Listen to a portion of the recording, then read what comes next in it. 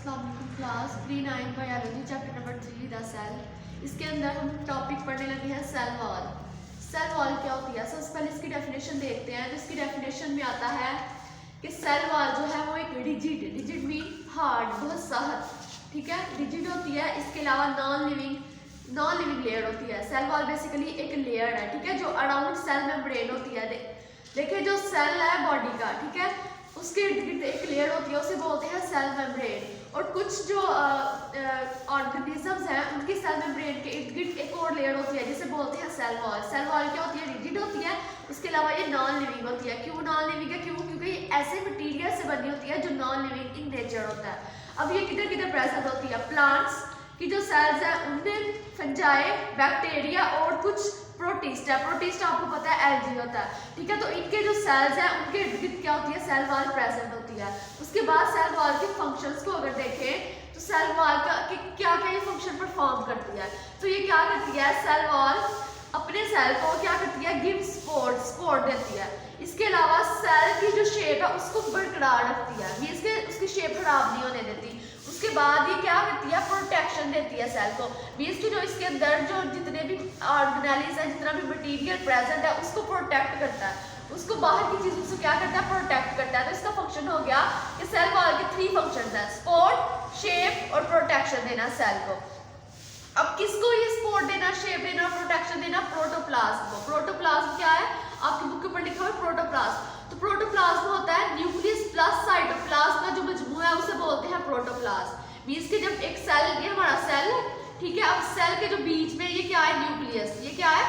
Nucleus. अब nucleus के इर्द गिर्द जितना भी मटेरियल है वो सारा क्या है? Cytoplasm. Cytoplasm basically fluid like structure होता है, जिस तरह से पानी या आप जेली कह लें, उस फ्लूइड लाइक स्ट्रक्चर होता है। और उसके अंदर ऑर्गेनेल्स तैयारी होती हैं। मींस की ऑर्गेनेल्स जिन्होंने फंक्शन परफॉर्म करने होते हैं वो तैयारी होती हैं। तो ये जो न्यूक्लियस प्लस साइटोप्लाज्म है इसके जो मजमूए को बोलते हैं प्रोटोप्लाज्म। ओके, तो प्रोटोप्लाज्म को हम कह सकते हैं कि ये इनर लिविंग मैटर है किसका? सेल का।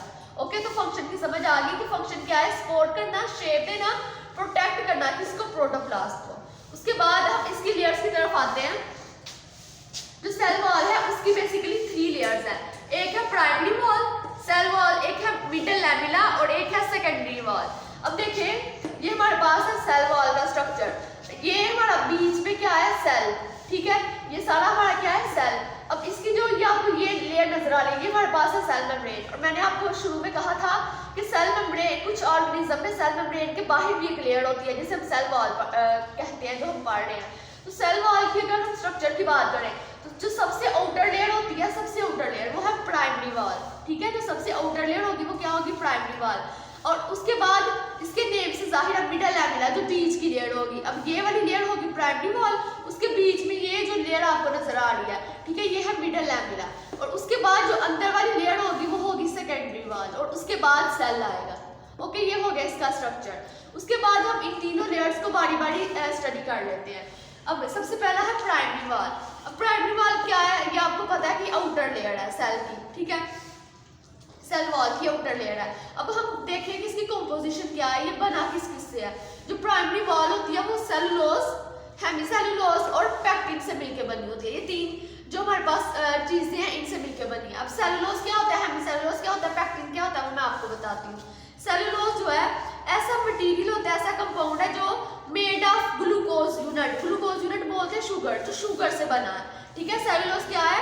ऐसा मटेरियल है जो किससे बना है? शुगर से बना है। उसके बाद हेमीसेलुलोज जो है, हेमीसेलुलोज क्या होता है? ये डिफरेंट शुगर से, ये हमने सिर्फ कहा था ये सिर्फ शुगर से बना है। अब जब डिफरेंट शुगर्स को कंबाइन कर दिया जाए, ठीक है, तो वो हेमीसेलुलोज बन जाता है। मींस के hemicellulose is made of different sugars. Okay, उसके बाद है पैक्टिन। तो पैक्टिन ऐसा मटेरियल है जो सेल्स को स्टिक करने के लिए, मींस के एक सेल को दूसरे सेल के साथ चिपकने में मदद देता है पैक्टिन।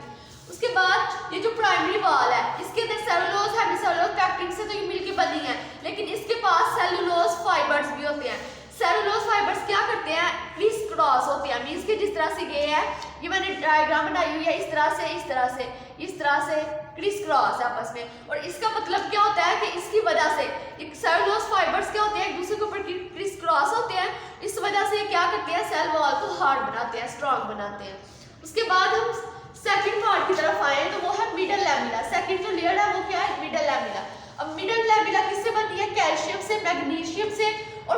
से। ये जो पैक्टिन है ये हमने प्राइमरी वाल में भी पढ़ा है, उधर भी प्रेजेंट होता है, ये मिडल एविला में भी पैक्टिन प्रेजेंट होता है। अब कैल्शियम और मैग्नीशियम क्या है, ये मिनरल्स हैं, ठीक है, जो न्यूट्रिएंट्स वगैरह प्रोवाइड करते हैं। उसके बाद क्या है पैक्टिन।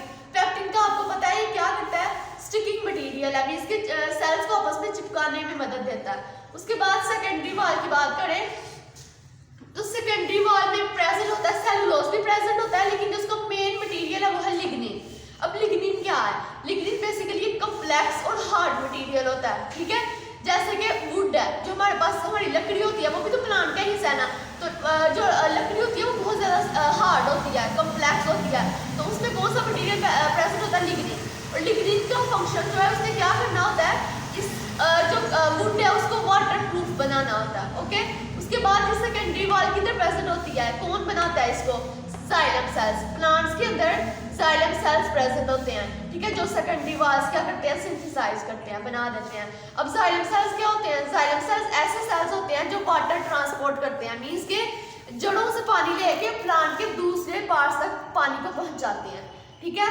प्लांट्स क्या करते हैं, रूट से वाटर अब्सॉर्ब करते हैं ना फ्रॉम सॉइल, तो वहां से वाटर लेके तो प्लांट्स के जो ऊपर दूसरे पार्ट्स होते हैं उधर तक पानी क्या करते हैं, ट्रांसपोर्ट करवाते हैं जाइलम सेल्स। ये हो गया सेकेंडरी वाल। उसके बाद अगर हम कंपोजिशन की बात करें कि ये सेल वाल किस किस चीज की बनी होती है, तो आपने सारा कुछ पढ़ा हुआ है पहले कि बैक्टीरिया की अगर बात करें तो बैक्टीरिया की जो सेल वाल है वो पेप्टिडोग्लाइकन से बनी होती है। फंजाई की बात करें तो फंजाई के अंदर काइटिन से बनी होती है। प्लांट्स और एल्गी की बात करें तो ये सेलुलोज से बनी होती है, सारा कुछ आपने पहले पढ़ा हुआ है। उसके बाद साइड में एक बॉक्स है, ब्लू बॉक्स, उसके अंदर है प्लाज्मोडेस्माटा। ये इंपॉर्टेंट शॉर्ट क्वेश्चन है। प्लाज्मोडेस्माटा क्या होता है, इसका फंक्शन क्या है, तो प्लाज्मोडेस्माटा क्या है, ओपनिंग्स इन सेल वॉल। कि हमारे पास सेल वॉल है, ये सेल वॉल है, एक ये सेल वॉल है, एक ये सेल वॉल है, ठीक है, तो इनके दरमियान ओपनिंग्स होती हैं। क्या होती हैं, ओपनिंग्स होती हैं। अब इनका फंक्शन क्या है कि एक सेल से दूसरे सेल में, दूसरे सेल से तीसरे सेल में इन्होंने मटेरियल ट्रांसपोर्ट करना होता है, तो ये जो ओपनिंग्स है इनको बोलते हैं plasmodesmata. Plasmodesmata are the openings in the cell wall. अब इनका फंक्शन क्या है, इन्होंने क्या करना होता है, ट्रांसपोर्ट करना होता है मटेरियल को to adjacent cell. Adjacent cells का मतलब है जो साथ वाला सेल होता है, फिर यहाँ से मटेरियल यहाँ पे, तो ये क्या है, प्लाज्मोडेस्माटा।